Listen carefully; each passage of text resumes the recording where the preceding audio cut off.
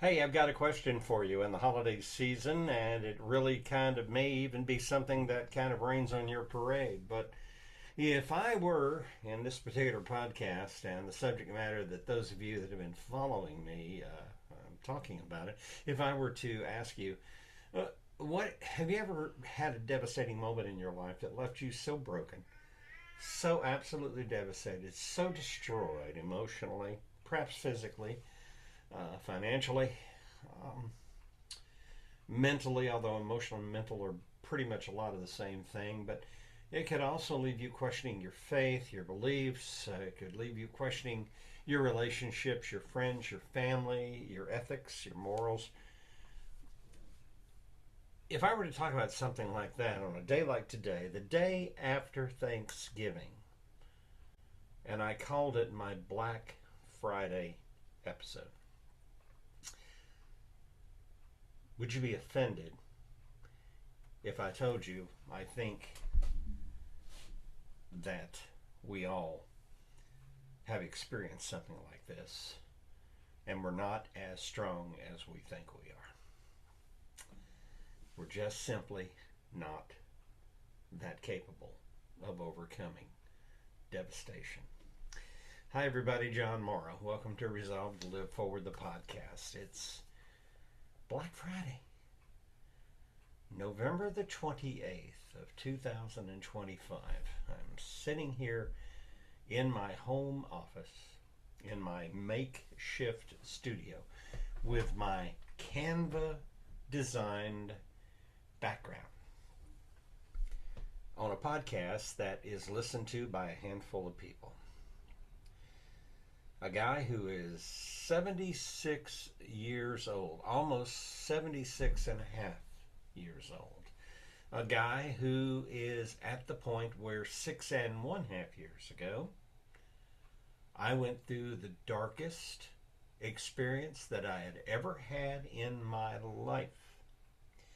The most devastating, damaging, cathartic, and literally pulverizing and paralyzing event in my life. And 6.5 years later, nothing like it has happened since. And I don't really think anything like it will ever happen. I think I have been there, I have done that, I have seen, hurt, felt, and experienced it, and I'm still here. And why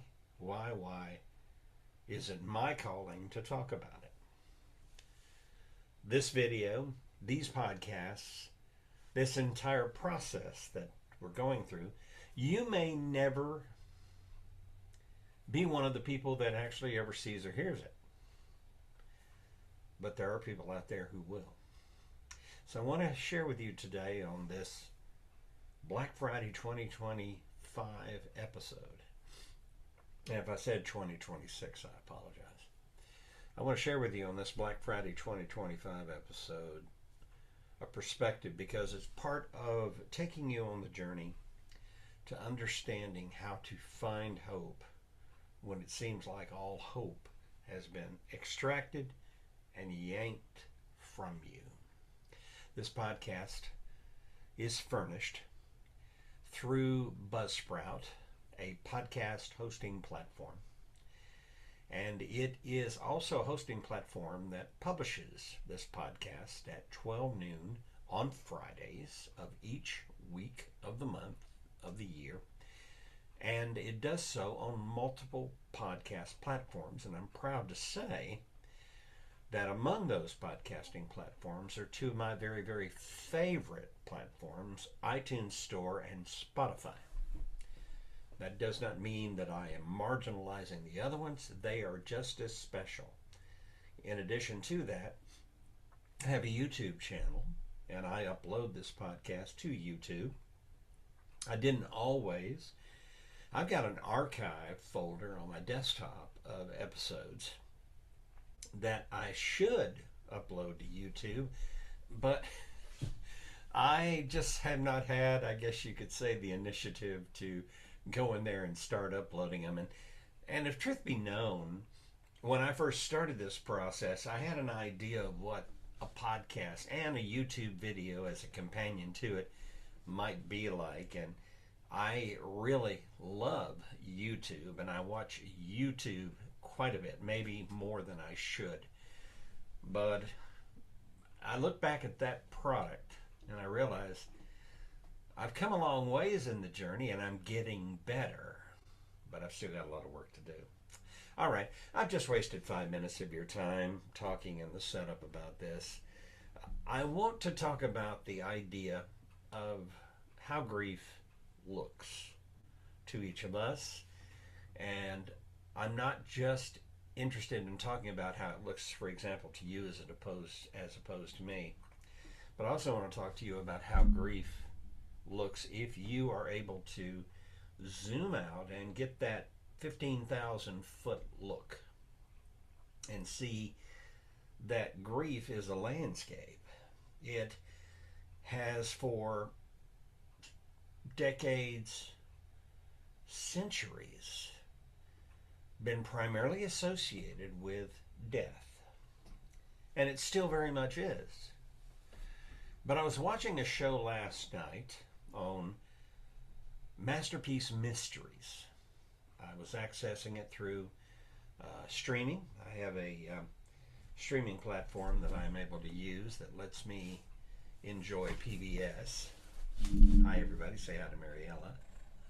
And the interesting thing about it was there was a scene when the protagonist and his wife, and by the way, they make a beautiful couple, but more importantly, the entire way he performs, this actor, as to his relationship with her and her own personal strength and a very, very quiet, amazing character.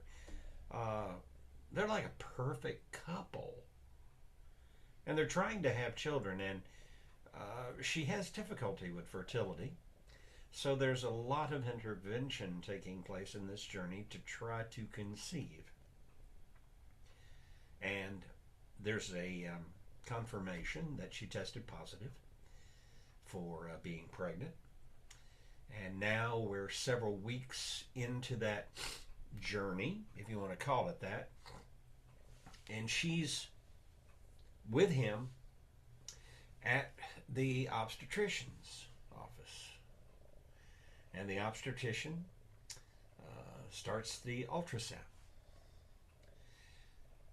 The sound that you hear is almost deafening because, other than a little bit of music in the background, neither says anything. But what's even more poignant is the look on their faces as they look at the monitor. The attendant, whether it's a doctor or whether it's a radiologist, is saying nothing. We had one quick look at the ultrasound screen. Something seemed oddly out of place, if I could say that. But you see the look on their faces and you know this is not good.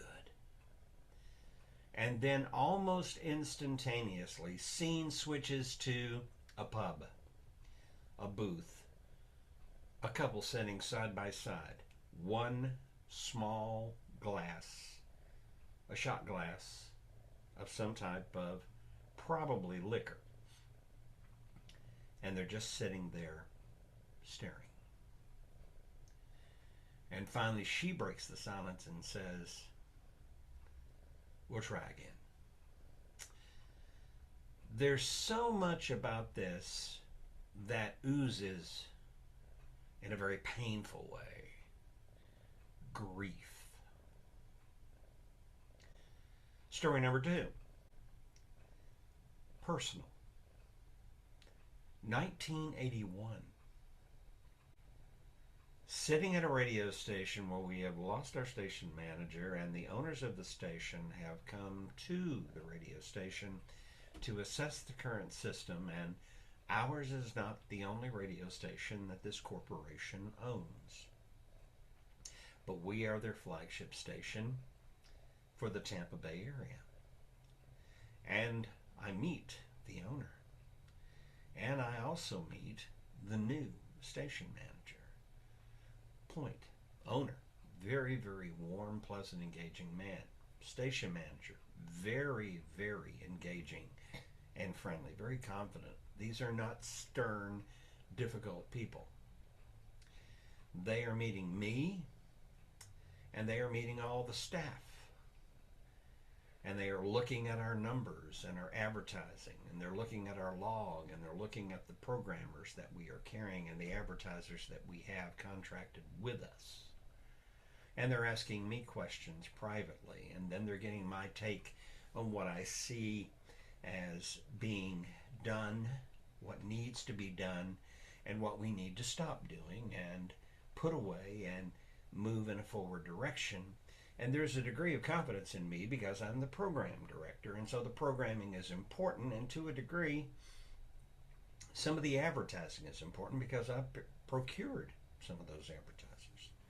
But it's not really my strength. Selling was never my strength, and back then in radio, I was more of the on-the-air personality type. And eventually, the question comes around to, are you prepared to not just do your broadcasting, but to do the selling and that sort of thing? And I said, if I could possibly find a way not to have to do the selling, but just manage the station and run it in a competent manner, I would really prefer to do that. And then 48 hours later, I'm told that they're going to make substantial changes and my services will no longer be needed, and I'm going to receive basically a dismissal. It's not a firing per se, but they just are moving in a different direction, and I'm not a good fit for that, and they'll pay me 2 weeks of severance pay. I was brokenhearted, devastated. Yet another story. Had the most incredible and amazing cat. Now, I want to point out, I've grown up with cats. My wife and I both grew up with cats. We just had an affinity for cats. We also love dogs, but cats were special to us because they fit our personality. And one in particular, in the years that I was married, have you ever had one of those situations where you just know in your heart of hearts that cat has picked you personally? And this beautiful little long-haired fluff ball adored me. For her, everything was about being near me. I was her human. And then suddenly she started in decline. She wasn't that old, and we both noticed that she was struggling, and we thought, something's not right here. But whether or not, and I asked this question, we all have second thoughts. We all have that sometimes very nasty 20/20 hindsight. I thought to myself, maybe I should have taken her sooner. I don't know that if I had taken her sooner, it would have changed the dynamic. But we took her to the vet. They wanted to keep her because they needed to run tests because clearly something wasn't right. And I'll be honest with you, the vet diagnosed what he thought was a diabetic condition in the cat and was going to put the cat on insulin. And we had actually already gone with a prescription and had purchased the insulin and the syringes so that we could treat her and care for her, and she would be a special needs cat. But then we receive a phone call after 3 days. Stunned and completely surprised, the vet says, our cat died. Died there in the place that they had her, that they were keeping her. They had no idea it was going to happen. It came as a shock. They found her having passed in her cage at the vet's office when they came in on Monday morning. And I went and picked up that cat. I buried her, and I cried and cried and cried like a baby. I'm not ashamed of that fact. As I get older, realize that tenderness, this authenticity of personality that openly expresses grief is not just reserved for the closest and most important person in my life. Throughout the course of my life, these kinds of events have come my way to remind me, which brings me to the final summation, going back to the story of the masterpiece mystery police drama that I was watching.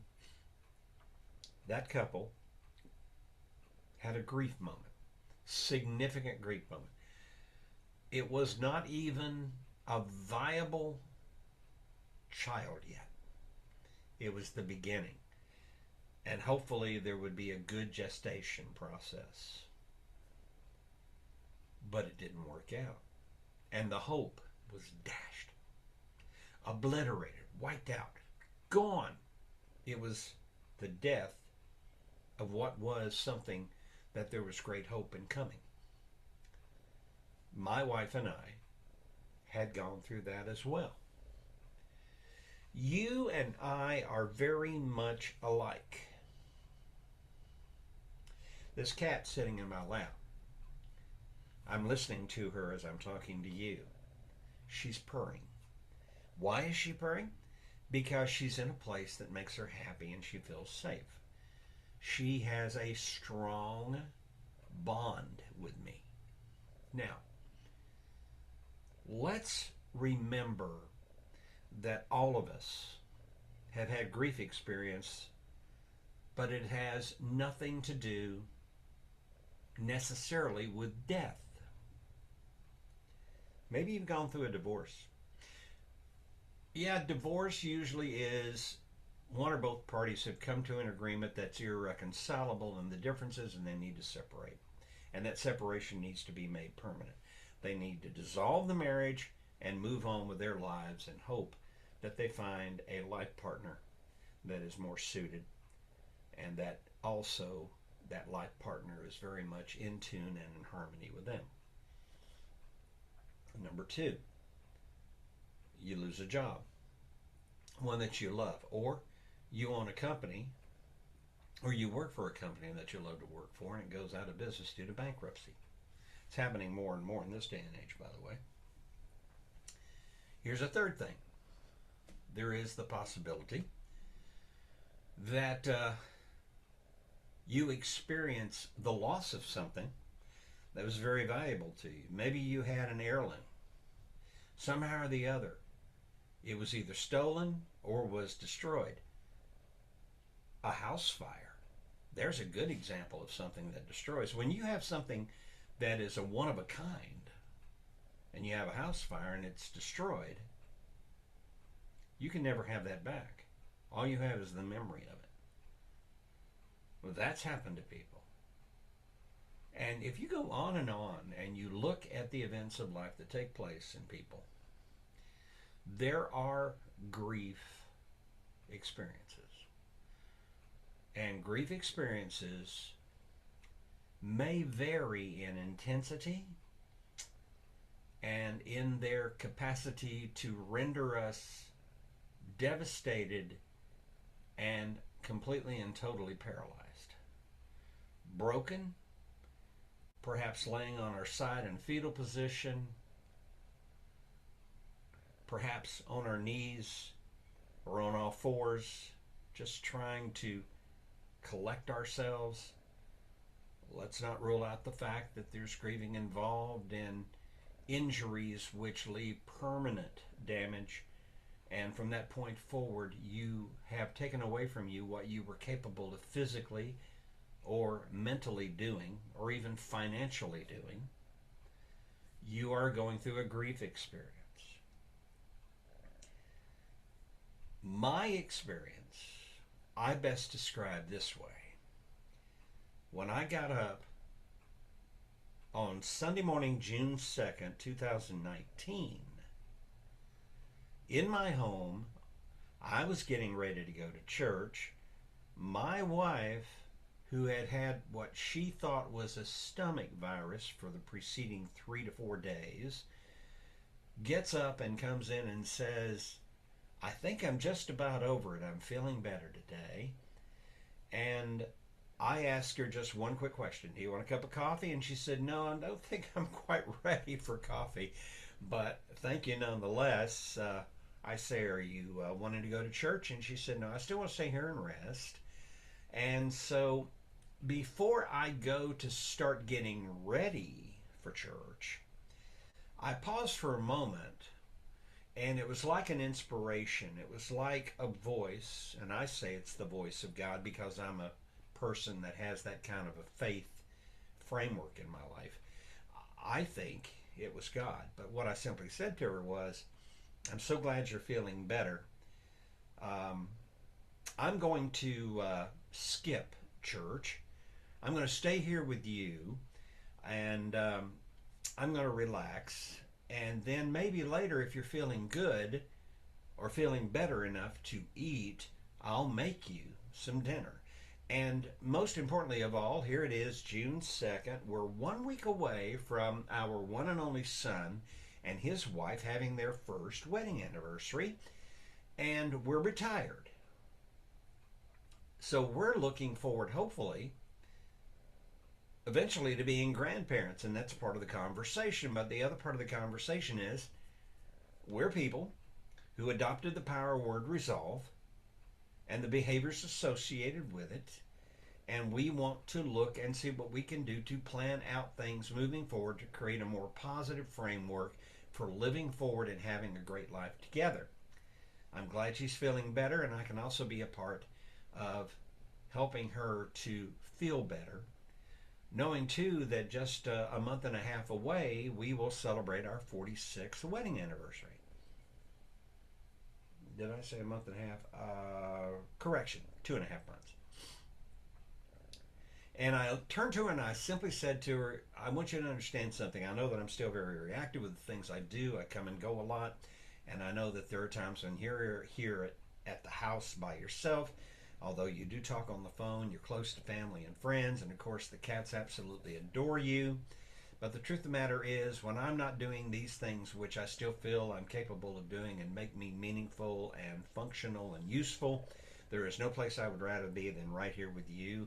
And so I simply said, I've got to go to the bathroom, take care of a little bit of business. And 45 minutes later, at 11 minutes after 11 a.m., I heard 3 words: time of death. Then it was there that I suddenly found myself, figuratively speaking, lying face down in a gushing pool of my own sorrow. I didn't even have time to ask the question, what do I do now? What next? Everything that had any meaning to me, any purpose for me to even live, was gone. Zoom back up to that 15,000 foot overview, look back at your life and look at those times that have left you. And if you're still here today, how did you move forward from it? How did I move forward from it? And the truth is, process, a plan, something that is woven into you that you put there. It was also conditioned and trained into you, hopefully, by the people that helped you while you were growing up and maturing and moving into adulthood. And then those years of experience as an adult, living life and realizing that life can be great sometimes, but it can also be terribly, terribly horrible sometimes. This is the process that I talk about in the Living Forward mindset.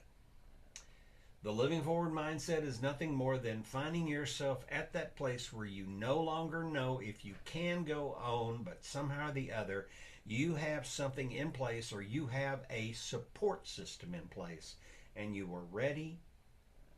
As much as it hurts and as hard as it is, you are ready to start pushing forward.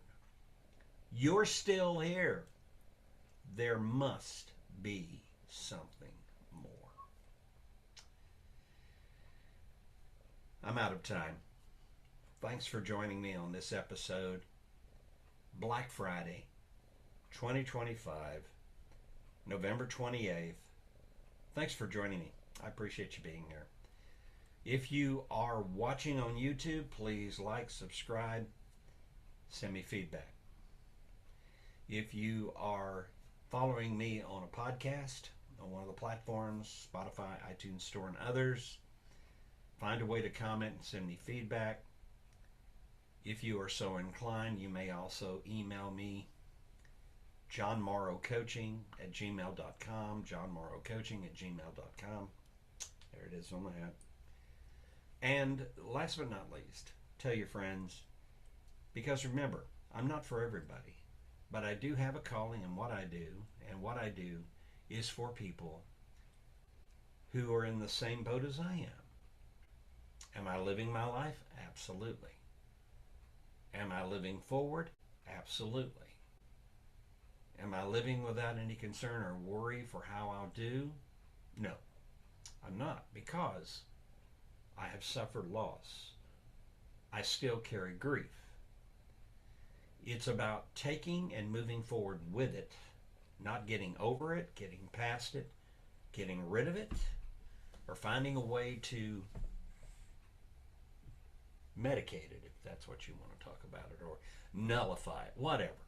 The thing I'm pointing out is that it's not gonna and cannot be a part of my life moving forward.